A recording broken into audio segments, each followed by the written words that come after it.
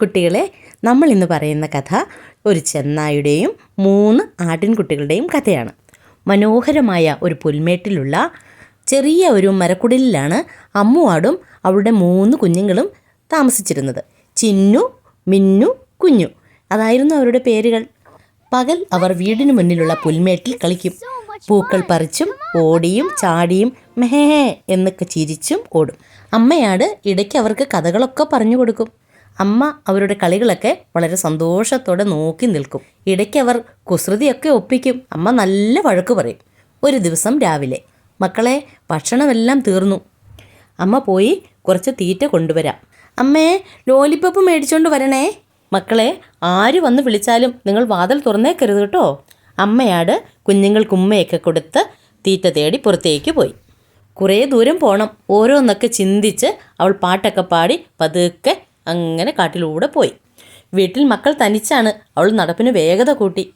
നടക്കുന്നതിനിടയിൽ അവൾ പണ്ടുണ്ടായ ഒരു സംഭവം ഓർത്തു. ഒരിക്കൽ അവൾ പുൽമേട്ടിലൂടെ മേഞ്ഞു നടന്ന സമയത്ത് വീരൻ ചെന്നായുടെ മുന്നിൽപ്പെട്ടു. കഷ്ടിച്ചാണ് ജീവൻ രക്ഷപ്പെട്ടത്. കുറച്ചു നേരം അവർ മുറ്റത്തുകൂടി ഓടി നടന്ന് കളിച്ചു.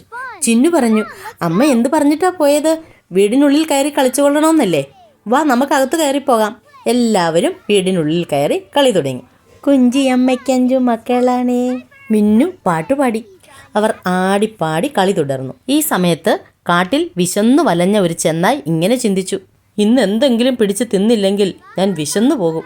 അമ്മു ആടിൻ്റെ വീടിനുള്ളിൽ നിന്നുള്ള കുഞ്ഞുങ്ങളുടെ ശബ്ദം അവൻ്റെ കാതുകളിൽ മുഴങ്ങി. അമ്മു ആടിൻ്റെ വീട് കണ്ട അവൻ്റെ കണ്ണുകൾ സന്തോഷത്തോടെ തിളങ്ങി. അവൻ പതുക്കെ പമ്മി പമ്മി അമ്മു ആടിൻ്റെ വീടിനടുത്തെത്തി.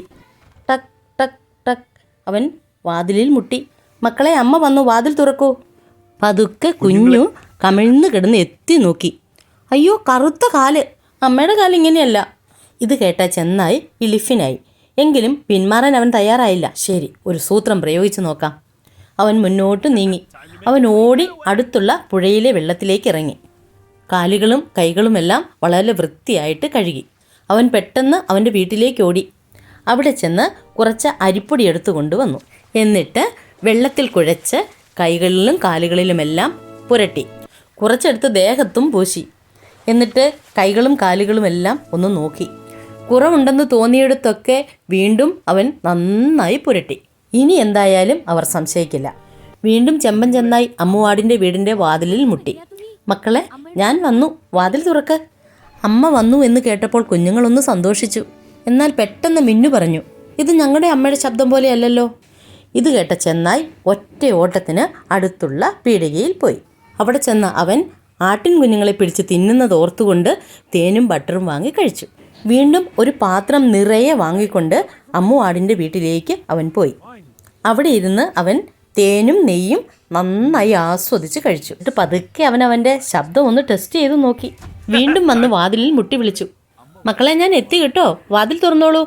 കുഞ്ഞുങ്ങൾക്ക് സമാധാനമായി. അമ്മ വന്നല്ലോ. പക്ഷേ ഒരു നിമിഷം അവർ സംശയിച്ചു നിന്നു. അപ്പോൾ ചെമ്പൻ ചെന്നായി ഒരു കൂട നിറയെ മധുര പലഹാരങ്ങളും കളിപ്പാട്ടങ്ങളും കാണിച്ചു.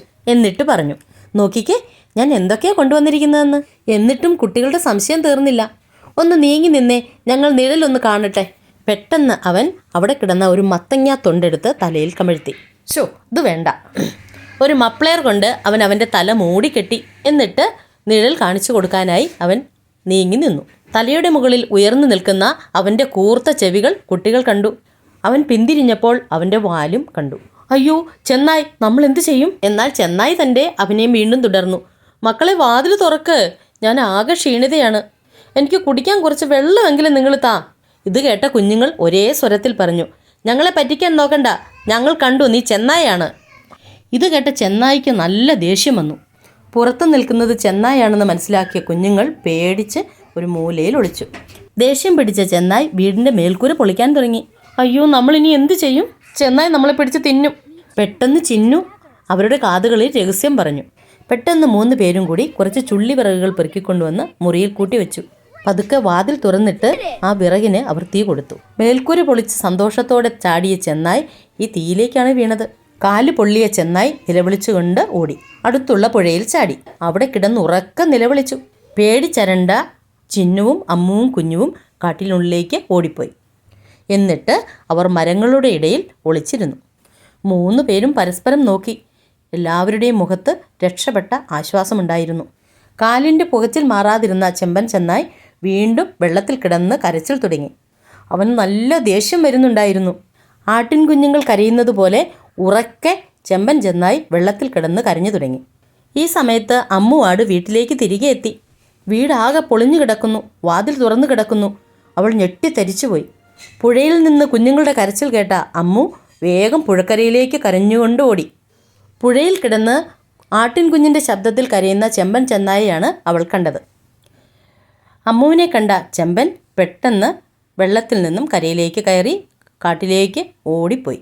ഈ സമയത്ത് 3 പേരും ഓടി വന്ന് അമ്മയെ എന്ന് വിളിച്ചുകൊണ്ട് കെട്ടിപ്പിടിച്ചു.